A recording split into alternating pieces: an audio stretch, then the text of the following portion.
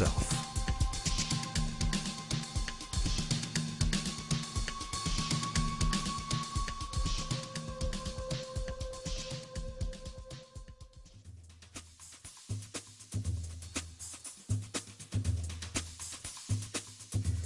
The borrower wants to purchase an item, but doesn't have the funds to do so at the present time. However, the borrower does have confidence in having sufficient funds over time to pay both the original price of the item and the interest on a loan. So he goes to a bank to arrange a loan. The borrower is capable of making a credible promise of money in the future, but otherwise at this moment he comes with empty pockets. That's why he needs the loan.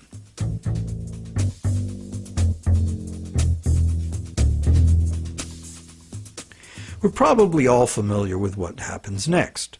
The bank gets the borrower to sign an agreement in which the borrower promises to pay the bank the amount of the loan plus interest, or, in default, surrender to the bank the object that is to be purchased with the loan.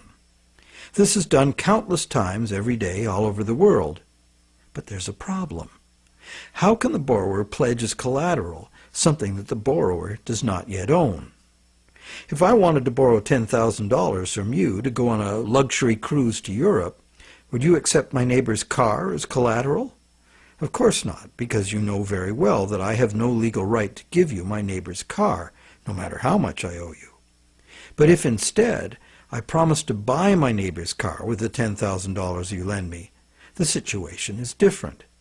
You might agree to lend me the $10,000, believing I will buy the car, and will pledge it as collateral for the loan once I obtain legal title to it. However, until the transaction is completed, your $10,000 loan cannot be secured by title to the car. This sequence of events problem could be very simply avoided. You could buy the car and then sell it to me. The bank could do it this way too. If the borrower commits to the bank to buy the item, why doesn't the bank just buy it with its own money and then sell it to the borrower on time payments at interest? Well, the answer to that question is also very simple. It's because the bank, like the borrower, has come to the transaction with empty pockets. The bank fulfills its part of the so-called loan transaction by creating an account for the borrower. The truth is, the so-called borrower has funded his own account by fraudulently pledging a car he does not yet own as collateral. And the bank, the so-called lender, hasn't put up any existing money at all. And, if all goes well, it never will.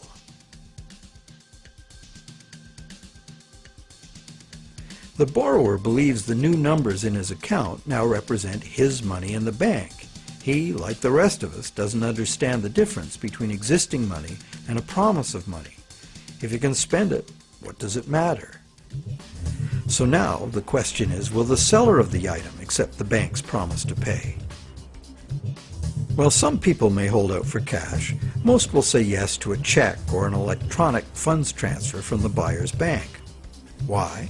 Because the seller knows from experience that she can deposit the check at her bank and it will increase her account accordingly.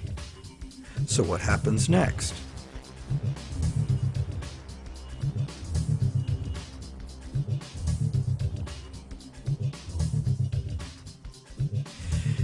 Well, obviously the buyer's bank now owes the seller's bank the amount of the loan. So you might be thinking, isn't this where the money comes out of deposits?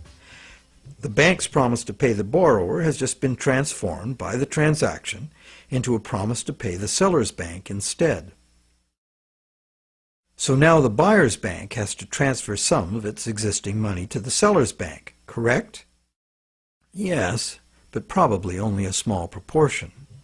And over the long term, as long as the bank gets its fair share of deposits, the net amount of existing money the bank needs to cover its loans can theoretically be zero.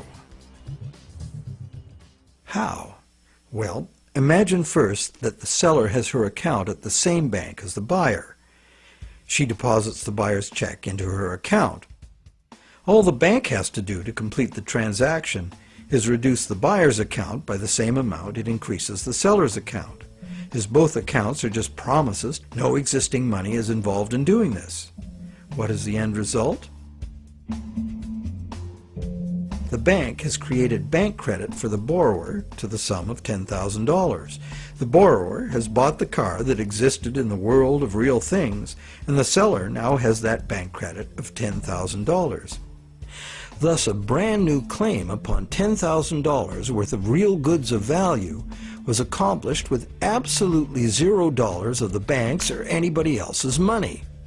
On top of that, the bank gets to have all this so-called money paid back by the borrower's honest toil plus interest, or the bank gets the car.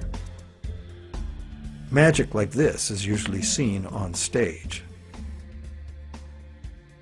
So now let's examine what happens if the seller deposits her check in a different bank.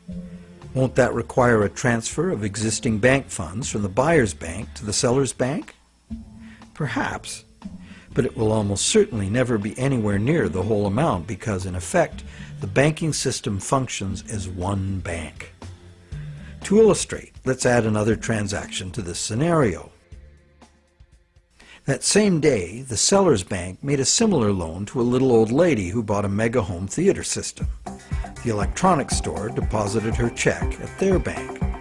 The electronics store's bank made a similar loan that was deposited at the original borrower's bank. And when all the various balances were settled, the banks didn't owe each other anything. And even if there were differences, they would have been just a small portion of the total credit created. So, at this point we can say that although banks don't actually lend out their depositors' money, as most of us imagine, they still need deposits to make loans. This is because banks need incoming credit from other banks to offset their own credit being deposited at those banks. As long as banks keep their outgoing credit balanced with incoming credit, they are free to make new loans and thereby keep creating brand new credit money. None of it will ever have to come out of the bank's pockets. The bank is free to invest its own funds in corporate and government bonds and whatever other instruments their charter allows. If one draws a diagram of it all, it looks like this. The interest governments and corporations pay the banks on their bonds is paid by us. We pay it as a portion of our taxes, and we pay it in the price of all the goods and services that we buy.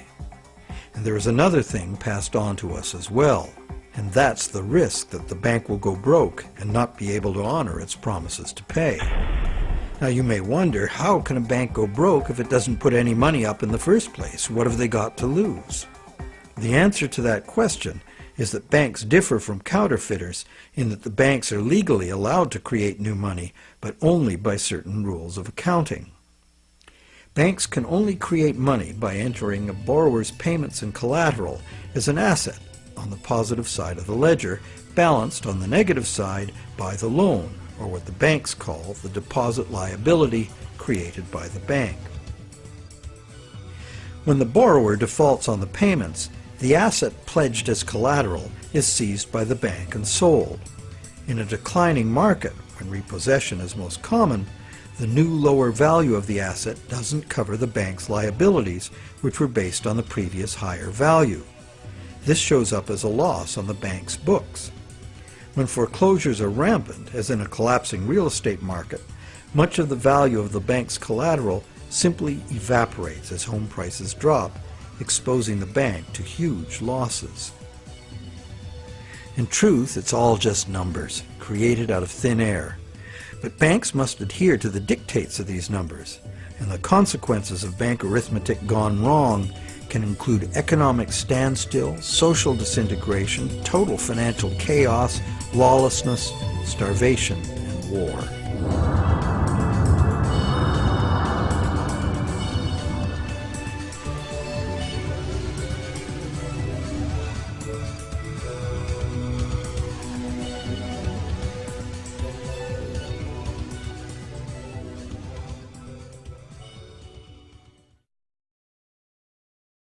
However, for the purposes of understanding the anatomy of a loan, we shall assume that the system is still functional, and all three of the loans we were looking at will get paid. The end result is that not $1 of existing money has changed hands.